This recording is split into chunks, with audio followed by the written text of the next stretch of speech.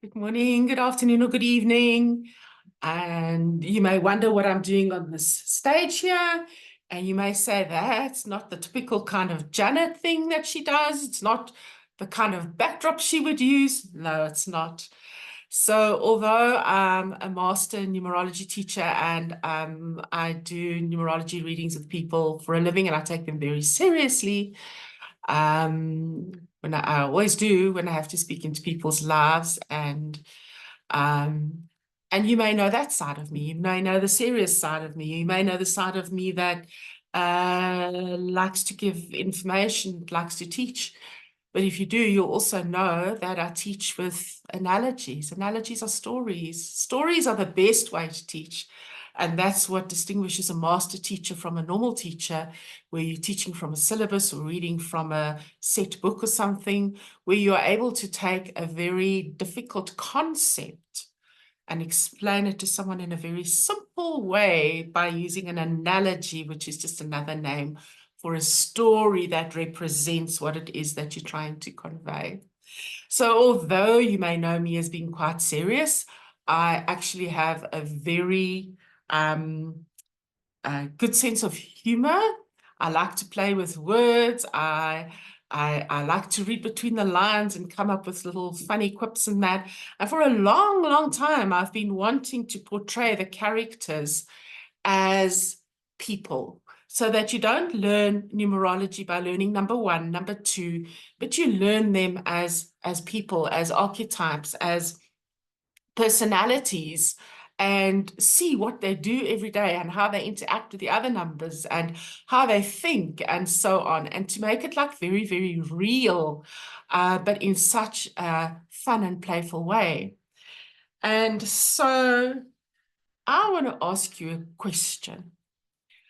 In a world where you no longer know what is truth and what are lies, is one and one still two?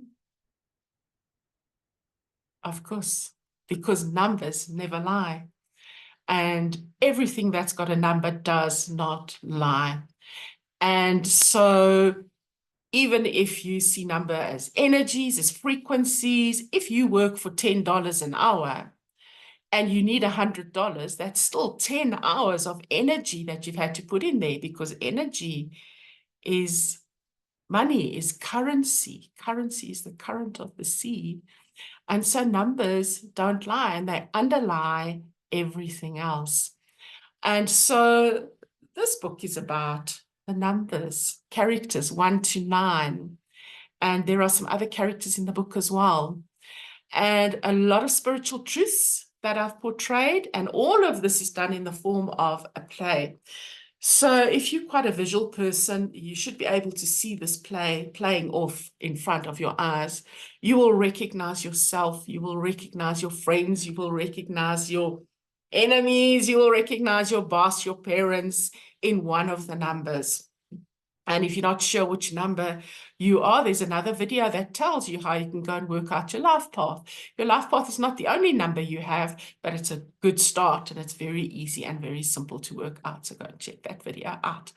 And then I just want to introduce you to the characters in the book quickly, and just tell you a little bit about what happens in the book. So I'm going to share screens now, and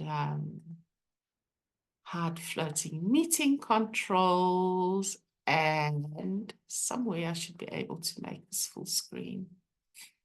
Full screen, there we go. All right.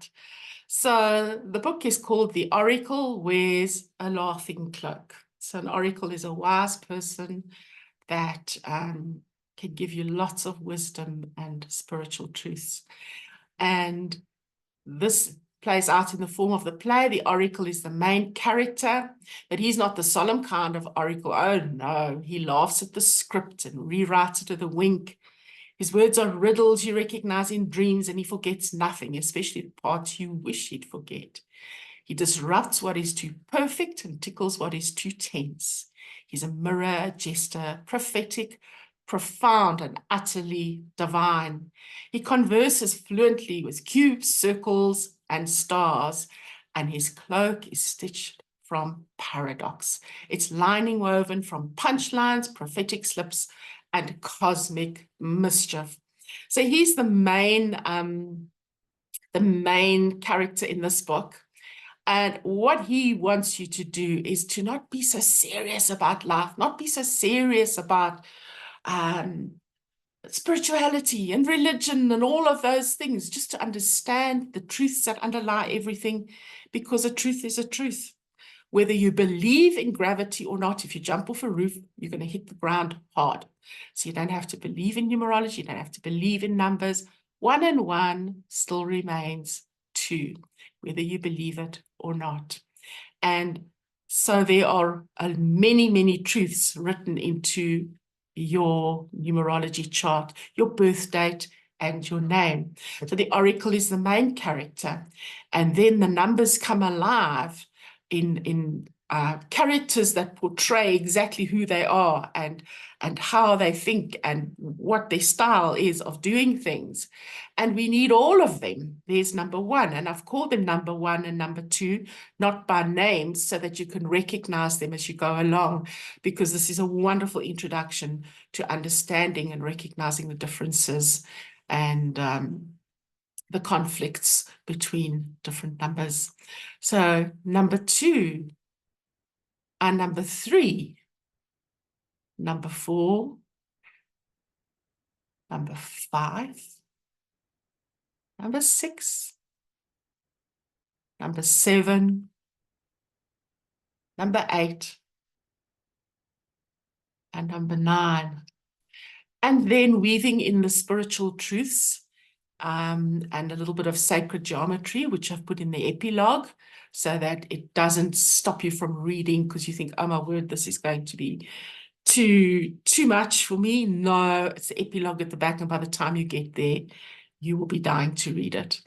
So we have the Tesseract. I'm not going to give too much away. You need to go and see what he's all about. And the Christ spiral, which is the Christ consciousness, the Metatronic cube, and the flower of life. And you can go and see how everything is playing out at the moment.